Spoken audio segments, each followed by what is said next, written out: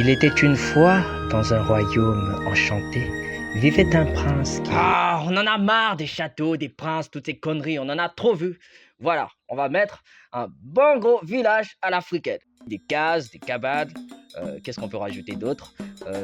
Des arbres, voilà, des arbres, Qu'est-ce qu'on peut bien rajouter? Il manque un truc quand même. Ouais, enfin, c'est pas un désert, rajoutons des gens. Un paysan par-ci, une paysanne par-là, paysan. Attends, mais qu'est-ce qu'il fout là, lui? Ok. Trop chelou On ces rajoute des paysans. paysans, quelques personnages, un soleil. Non, le soleil, je le vois un peu plus en jaune. Ok. Voilà. Là, on est parti pour une belle histoire. Eh ben, c'est l'histoire d'un chasseur qui, comme tous les chasseurs, s'en allait à la chasse, sachant chasser, muni de son arc et de ses flèches. Avec ces deux outils, aucune bête ne lui échappait. Aucune bête ne pouvait échapper à la terrible pointe bien tranchante de sa flèche.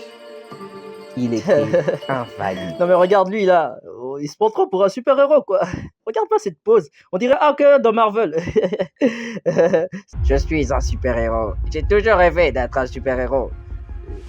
Je tuerai toutes ces bestioles qui menacent notre village et ils finiront dans mon assiette. Oh non mais tu peux pas juste raconter l'histoire Jeff. Oh c'est bon, j'arrête, c'est bon. Donc, là, le chasseur capture sa proie. Et tout d'un coup, il entend un bruit. Non, ça fait pas ça, ça fait genre...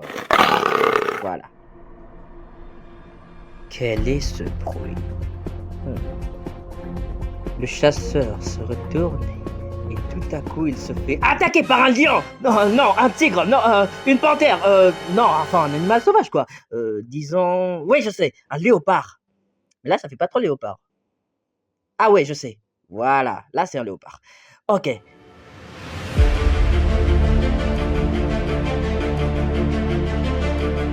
Le chasseur est assez fort pour maîtriser l'animal. Et il a fait ça tout en ayant ce truc dans la bouche. Il ne l'a pas fait tomber. Quand je vous dis que mon gars c'est un pro. Il se retourne donc pour en finir avec cette satanée bestiole et là, il se rend compte qu'en réalité, ce n'est pas une bestiole. Et ben ouais, c'est une femme. Et mais non mais c'est quoi ce délire? Une meuf? La meuf, elle est à poil en plus. Le chasseur, voyant qu'il s'agissait d'un être humain plutôt que d'une bête, décide de l'emmener pour la soigner et l'interroger. Juste ça, hein, n'allez pas vous imaginer autre chose. Une petite minute. Hé messieurs, qu'est-ce que tu regardes? Va, pervers, va. Allez, voilà. Là c'est mieux. Donc là il l'emmène chez lui, va lui soigner, lui donner un lit où se reposer, etc. Et tout à coup on frappe à la porte. Oh, qui va là? Il va aller ouvrir et là il s'agit en fait de deux braconniers de la région. Nous sommes à la recherche d'une bête sauvage qui rôderait dans la région. D'après nos sources, il s'agirait d'une sorcière qui peut prendre la forme d'un animal. Vous êtes chasseur. Auriez-vous vu quelque chose de suspect dans la forêt? Oh, j'imite trop bien les braconniers. Au cas où vous auriez pas compris, ces deux mecs-là, c'est genre la FBI du village quoi. Et là, le chasseur va leur apprendre des trucs classiques qu'on reprend à la FBI dans les films. J'ai rien vu. Et là, les braconniers vont leur répondre. Ok, voici ma carte, contactez-nous. Là, je rigole. Allez, on continue. Tout à coup, le chasseur se retourne, va dans la pièce, et boum, la meuf, elle a disparu. Attends, disparu? Disparu, elle était plus là, quoi. Non, mais mets-toi 2 minutes à sa place, frère. Tu ne la connais pas. Paraît que c'est une sorcière et qu'elle a le pouvoir de se transformer en animal. Y a de quoi avoir peur. Mais, bien évidemment, le chasseur, c'est un vrai caïd qui n'a peur de rien. Bon, un peu quand même. Il va la chercher et juste la retrouver. Calme. Assis, en train de boire du thé. Ouais, tranquille, tout le monde fait ça. Ok, donc la meuf, elle t'attaque par surprise. Tu la ramènes chez toi.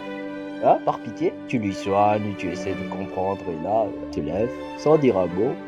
Elle fait un thé, tranquille. Ouais, tout le monde fait ça, enfin, tout le monde fait ça.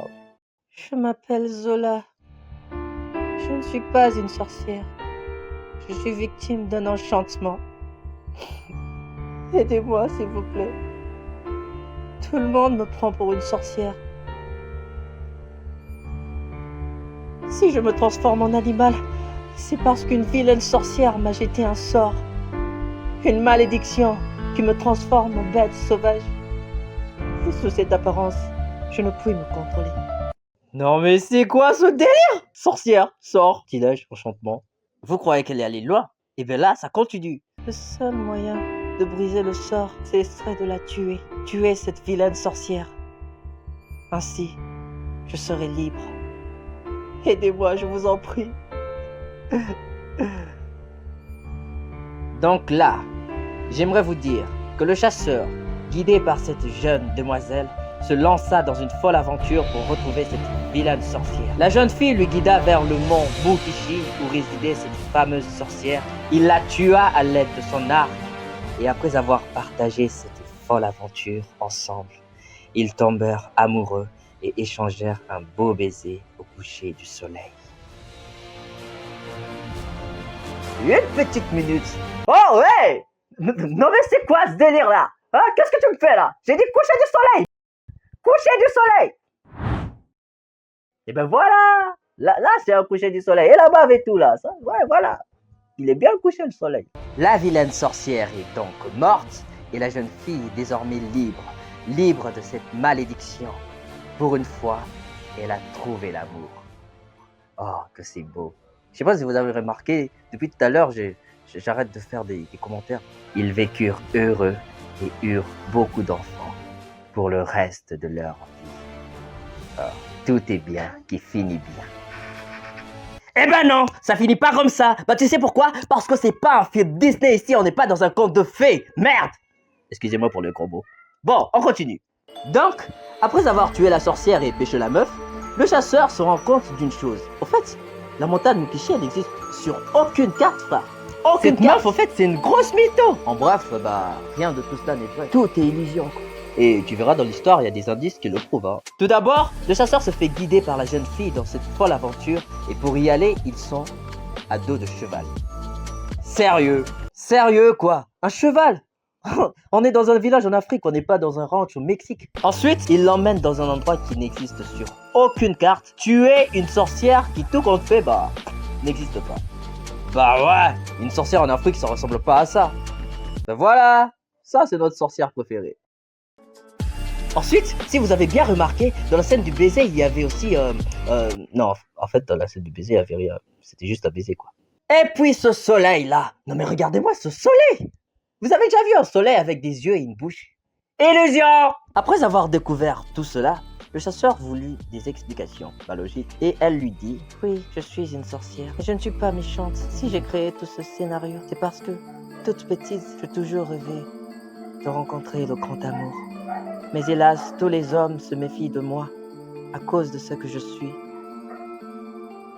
Je ne veux faire de mal à personne, car je suis amoureuse, chasseur. Je suis amoureuse de vous, chasseur. » Oh là là, qu'est-ce que c'est touchant. Une petite minute. Pourquoi elle l'appelle chasseur? Attends, c'est pas logique. Il a bien un nom. Pourquoi elle l'appelle chasseur? Ah, ok. C'est seulement maintenant que je me rends compte qu'en fait, j'ai pas donné de nom à ce personnage, quoi. Ouais, je l'appelle chasseur depuis le début. Ok, comment on pourrait l'appeler? Ah, et puis on s'en fout. Ah, on va l'appeler chasseur. Ouais, si ça se trouve, sa mère lui a appelé chasseur depuis qu'il est né. Et puis c'est mon histoire, je renomme les gens comme je veux. J'en ai rien à foutre. On continue. Le chasseur est à nouveau séduit par cette belle phrase. Ils vont de nouveau s'embrasser. Tout est bien qui finit bien.